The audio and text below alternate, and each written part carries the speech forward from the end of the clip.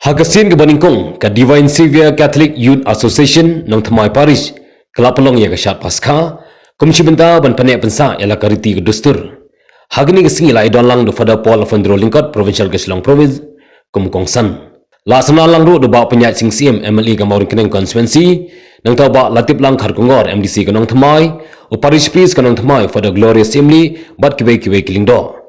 nang ta kiri rangba kilong kmi kinang simenta ni Parish bana pratili ki blok ki badan hanong Thamai Parish.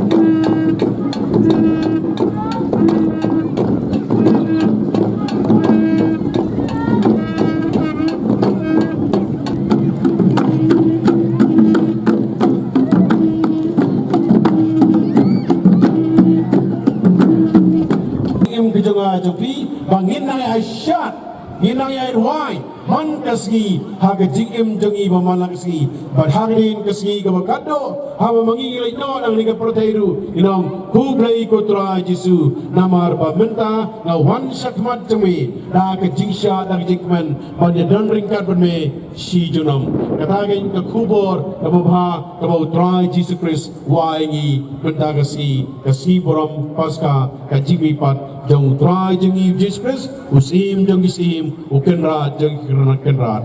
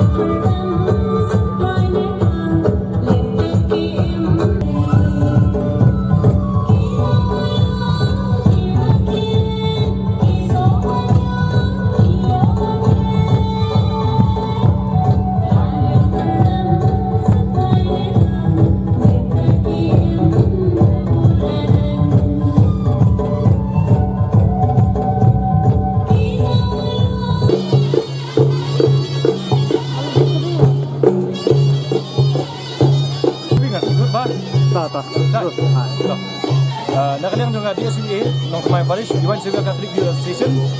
di peniak yang kejing Syat Paskha Baningkong haringkat kejing Trelang jong ka PPC jong ka Parish kejing donlang ke Rangba para Glorious Assembly kejing mut jengi berpeniak ini kejing Syat kalong bangi kwa ban pendek pensa ya karti ke Dustur kam tame ban perung hagis kena samla jong kejung mentah bakin tip jala kejong karti ke Dustur